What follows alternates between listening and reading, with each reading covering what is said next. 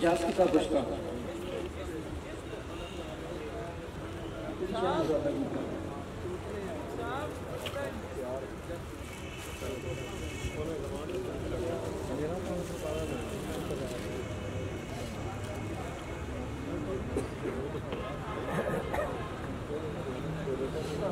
अच्छा जी, ये बुरादा जिस है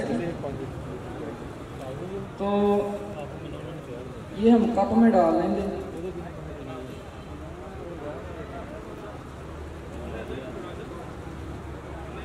इसका बुरादा वजन तोला ले लें, 2 तोला ले लें, 5 तोला ले लें, 5 तोला तक होगा इसमें। तो वैसे हम अंदाजे से डाल रहे हैं, तकरीबन 2 तोला के करीब डाल रहे हैं। ये जस्ट का बुरादा डाल दिया है। और ये है जी आबे मको, मको बूटी का पानी, पीलो जिसको लगते हैं। तो ये हमने डालना है सिर्फ 150 ग्राम उसके ऊपर। 50 ग्राम अगर बुरादा है ना रेती का रखा हुआ जिसका, तो उसके ऊपर ये 150 ग्राम पानी मुकद्दर आबे मको डाल दें और रेत के अंदर हल्की आंच पे पानी खुश्क करें। उसके बाद आग फुल तेज कर दें। तो इसको तकरीबन 2 घंटे चलने दें। उसके बाद ना ये जस्ट थोड़ा सा फूल कर सफ़ेद रंग का पा वजन कुश्ता हो जाए। तो ये जो जस्त का कुश्ता है जी, ये एजोस्पर्मिया पे भी काम करता है, आला किस्म का जरासीम के ऊपर काम करता है। अगर इसी जस्त के कुश्ते को 1 तोला लेके साथ पराता चांदी 1 तोला खरी करें और 1 तोला ही सिंगल फार साथ खरी कर दें।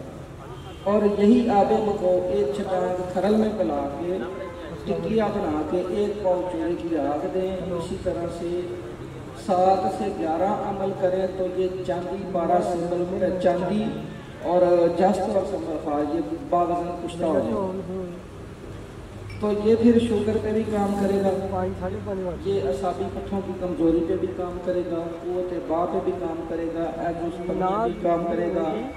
और ये जो वाले हैं या फिर कोरिया वगैरह हैं, इन अमराज पे भी ये ज़बरदस्त काम करता है जी। और ये फिर इंतशार और हमसार दोनों में अमल काम है। तो इसमें जो है चांदी और जस्त सिंगल फार बनाने के बाद चावल का चौथा हिस्सा खुराक है। अगर ये जस्त बनाने के बाद खुराक देंगे तो 1 चावल खुराक देंगे, ठीक है ना जी। 1 से 2 हफ्ते दें, मर्ज़ के मुताबिक दें, इंशाल्लाह ये काम करेगा, ठीक है जी। ये पानी डालें जी।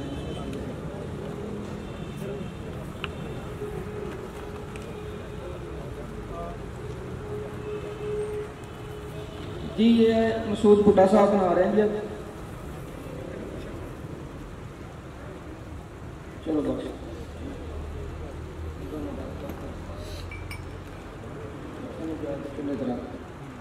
हल्की